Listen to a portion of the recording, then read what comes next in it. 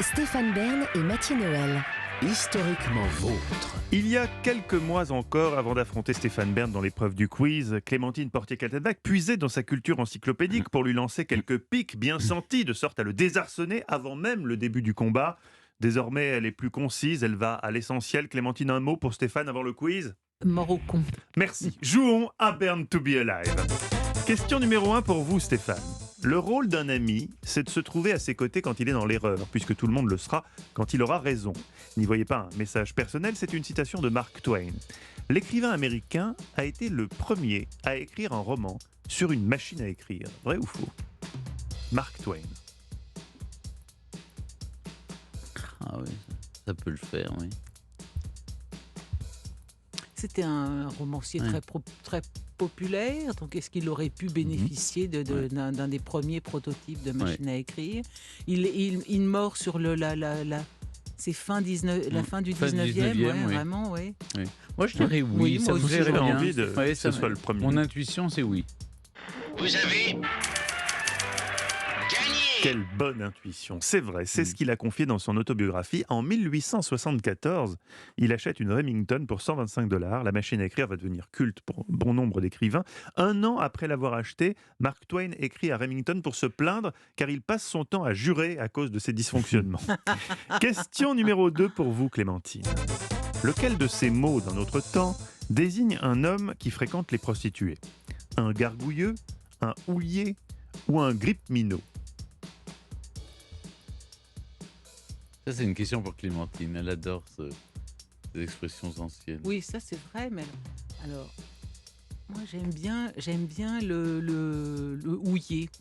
Le côté aller à la mine, la soute du bateau, enfin un truc bien sale comme ça. Ça vous plaît ? Donc, comme je ne connais pas... Ce quiz révèle beaucoup de nous, hein, surtout de vous. Grippe-minot. Ah, grippe-minot est pas mal non plus. Il faut faire un choix. Oui, je veux dire houiller quand même. Alors. Vous dites houiller parce que c'est votre intuition première. Oui. Vous avez envie que ça soit sale. Oui. Oh, vous avez envie que ce soit sale, non. Qu'est-ce que... Et Bravo, vous avez raison. Clémentine. Mettons-nous dans l'ambiance.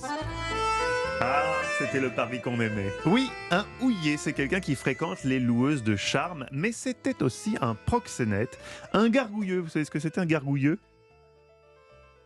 Un gargouilleux, est-ce que c'est pas simplement Il avait des problèmes De gargouille, de transit, vous pensez ? Non, est-ce que c'est pas celui qui cure les fontaines ou qui s'occupe des non ? Ça aurait pu, c'était une... Non, c'était un gargouilleux, c'était quelqu'un de très laid, tout simplement. Bon, ok. Un gargouille. Et un Oui, grippe- une tête de gargouille, oui, c'est mignon. gargouille. Et un grippe-minot, alors ? Parce que moi, j'aurais répondu grippe-minot. Est-ce que c'est Les pas grippes simplement... Minou, vous comprenez. Non, voilà. Oui, c'est ça, bien sûr, J'entendais ils ont joué sur Minot, cette les gamins, homonymie. c'est les Est-ce que gamins. c'est Non, pas alors, simplement un Minot, tire-laine, c'est-à-dire un petit pickpocket ? M-I-N-A-U-D.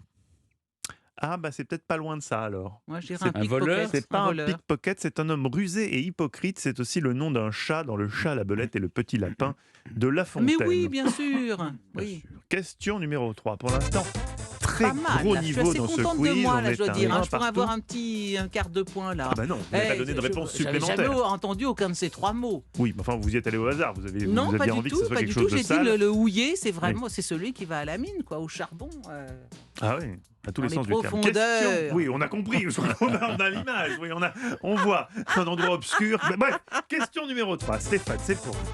On sait que vous aimez Sissi, hein, Stéphane, mais vous aimez aussi la série des Martines, je suis sûr. La série des Martines, le premier Martine date de 1954. C'est Martine à la ferme. Puis viendront Martine fait de la bicyclette, Martine et son ami le moineau. Martine découvre la musique et Martine se présente à la mairie de Lille. Eh bien, Elton John est fan de Martine. Il a des originaux chez lui. Vrai ou faux ?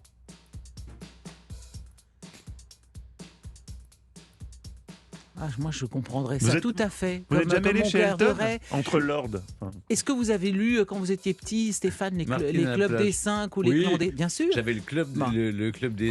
Et le clan des 7 le aussi. clan des 7 aussi. Moi, je préférais le clan des 7. Mais est-ce que vous les avez gardés ou pas ? Moi, je pourrais pas jeter un club des 5. J'y suis très attaché. Je crois qu'on me les a... ouais. Vous les avez volés. Non, jetés.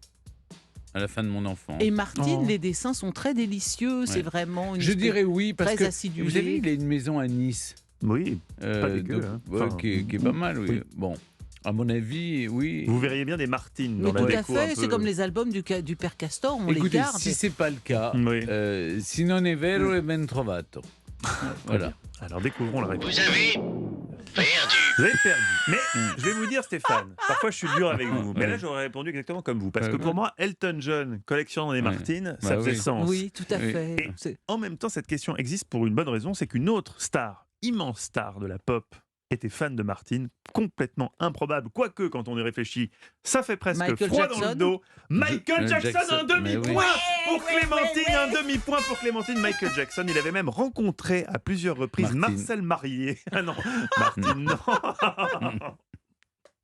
Je crois qu'il préférait Petit Martin. Alors, rencontré à plusieurs reprises Marcel Marlier, le dessinateur qui est mort en 2011 à 80 ans. Michael avait proposé d'acheter les originaux à des prix exorbitants. Eh bien, Marcel a refusé car il trouvait que c'était indécent. Michael avait proposé à Marcel de lui faire une pochette de disque, imaginez. Thriller, mais version Martine. Marcel a refusé aussi parce qu'il fallait aller plusieurs mois aux États-Unis. Gloire à Marcel Marlier bravo, qui a dit ça non c'est une très à belle Michael histoire. Jackson. Le Question. génie français. On est à combien là? Question numéro 4 pour vous, Clément. Le 10 mai 1774 à 15h15, que se passe-t-il déjà? Est-ce que vous le savez? Le 10 mai, Ça pourrait être l'envol 1774 du premier ballon dans la cour de Versailles, non? à 1515. Ah non, c'est plus tard, c'est en 80. à 1500. C'est en 83. alors en Non, 1515, le 10 Marignan. mai 1774 à 15h15.